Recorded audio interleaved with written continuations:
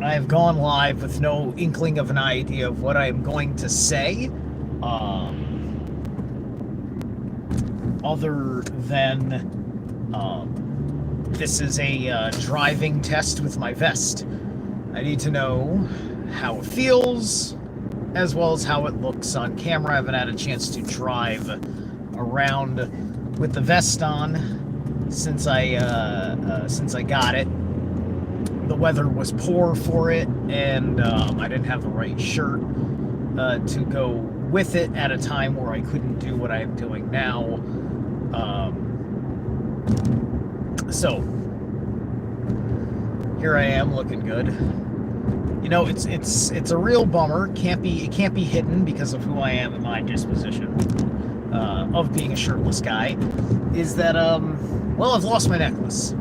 Yep, yep. The my Mjolnir Erdmasul pendant that I wound the two pieces together to make it kind of its own thing. And I know where I can get replacements. They weren't one of a kind. They were just really nice from the guy who makes them. I don't know. I don't think they're in the house. I had hoped that I had just dropped it in the house, and I double checked a few places. This shit's bound to happen. It's bound to happen. It's not like it is. It's not like it was a gift. You know, I bought both pieces separately. Hey, what's up, Stein? Good to see you. Awesome panel on the Bock Saga. That was incredibly impressive. I went back yesterday and gave myself a little bit of a refresher on things for myself personally, because I eventually want to talk more about the Bock Saga, especially because I'm hoping to have a guest on who is working on his theory on Hyperborea, and I'm not going to talk about that guest until that guest is confirmed that I can speak of it. But I've been waiting to hear back from him because this was the window he said he was available. So I think I might be missing, or he might be choosing to miss out on it, or I don't know who's missing what. I'm missing what because this guest is much bigger than me. But anyway, and there's another guest who is coming on. That one I'm in regular contact with, so that one I'm sure of, and you'll hear about him soon enough. But yeah, no, I went and I went back over the Rajasthan part of it, the Rajasthan Jim Chestnut lecture, which I thought was fascinating, right? Based on the merit that the Indian civilization is one of the oldest continuous civilizations, and for the Bock Saga to have a revelation of where there's a problem and a grift because of Krishna and the Brahmins, that I thought was so beyond fascinating. And so I wanted to hear that again. It brings together a bunch of context for other things that have been on my mind.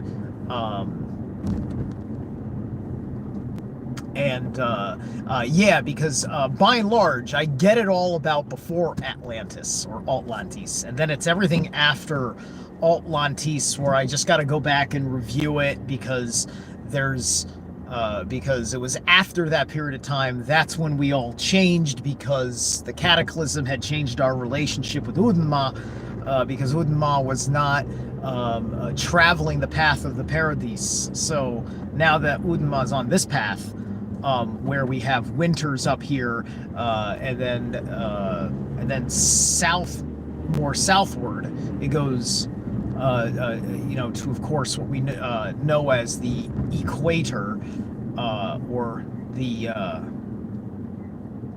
median path of Udma is kind of what I call it. If we look at the equator like the plane of inertia, and Udma sun is going up and down it, right? And thus became that need for us, for our bodies to adapt, because we had a different relationship with water, we had a different relationship with light, we were dealing with different kinds of foliages, minerals, like our diets were changing by necessity because all these different little biomes were popping up, right? Because some people, they got to keep the it used to be like the equator everywhere, right? And so we weren't all black, but we were all more probably copper skinned. I think in the Bock Saga said we were copper skinned in particular was our tone, right? Meaning that people south of the equator, like Southern Africa and stuff, they became black because they're way down in some of the higher intensities of the sunlight, etc., etc., right? My only contention with the Bock Saga is that I feel kind of strongly, because I respect the alchemists that I've heard from, that spontaneous generation is real. So it's not that all of us came from Helsinki, but all the men of the North came from Helsinki, I believe.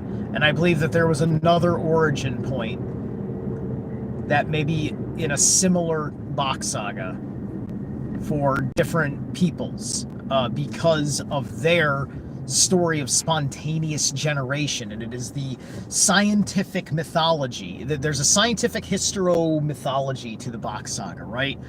And, the Bock line is only one line of phrase children, right?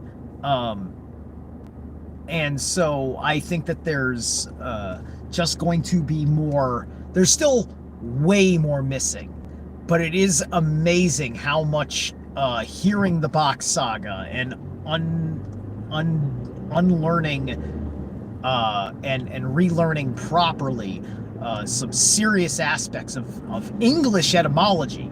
The only language that I can speak from the heart, right? I am unilingual. I'm not conversational.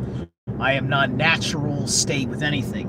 When my Finnish ex-girlfriend, I showed her. She was from Finland. Spent only a few days in the United States. Like, that's how she hadn't gotten out of Finland before, let alone gone to America, where she bumped into me. And I told her about the Bock Saga. I'm trying to remember what it was, but she would say "I love you" in Finnish. What was it?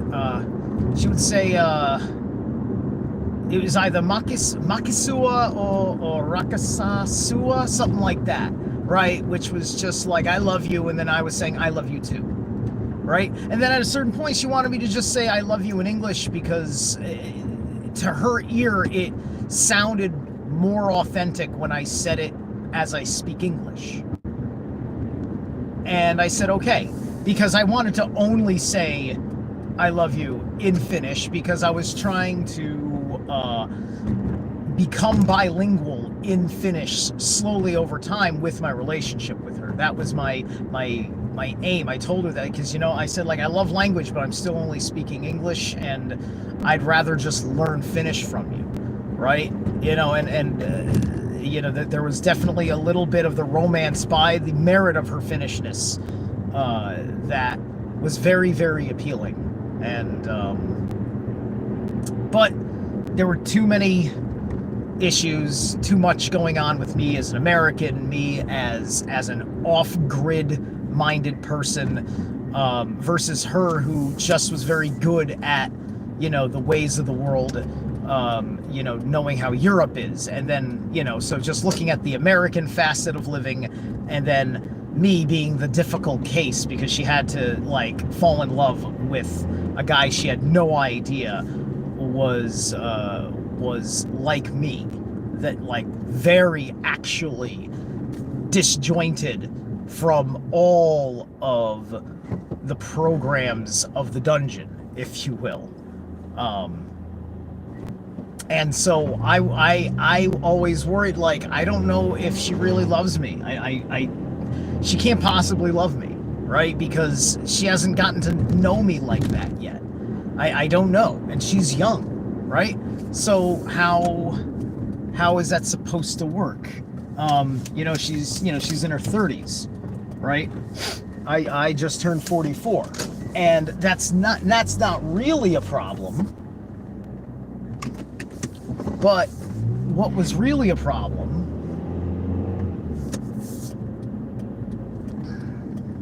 was that when you're at that age and the world hasn't sucked for you, you don't have the disposition, you don't have the nervous system that person does. You've got way more experience. You've been through way more disappointments. You've been through a whole number of things, which is why you're a single, never had children male at in your 40s. Despite you showing the work of how much you're working on yourself, and thus in the present moment, it doesn't make any sense why someone like me would be not doing so hot with some lady, with any lady, right? But it's all up here. It's all up here, and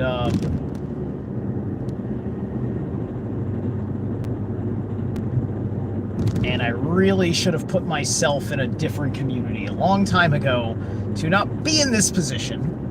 But then again, I've been like this for so long, that, like, it's just like I never thought of myself as someone who said, oh, there's going to be a community one day that pops up. No, I was cynical and pessimistic.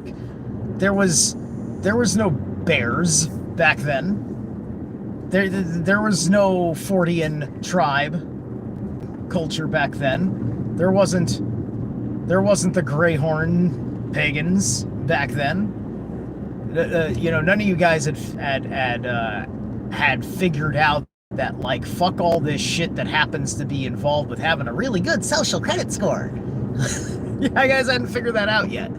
You just kind of looked at a bushmaster like Bjorn Anders Bullhansen and said, like, yeah, man, yeah, that guy's awesome, but I don't want to live alone, right? this like, let's face it, right? Like, not everybody wants to do that all the time. Bjorn. Okay, there we are. Sorry about that. There's this little threshold of dead zone on my way to this property, where sometimes I do yoga on Sundays, and today is one of those Sundays. So anyway, cool. That was awesome. That was good. I didn't think I was going to have such a productive drive stream. But Stein showed up, and that was inspiring for me to find exactly what I should talk about. Thank you, Stein. Okay, guys, you guys later. I'm gonna go get flexible.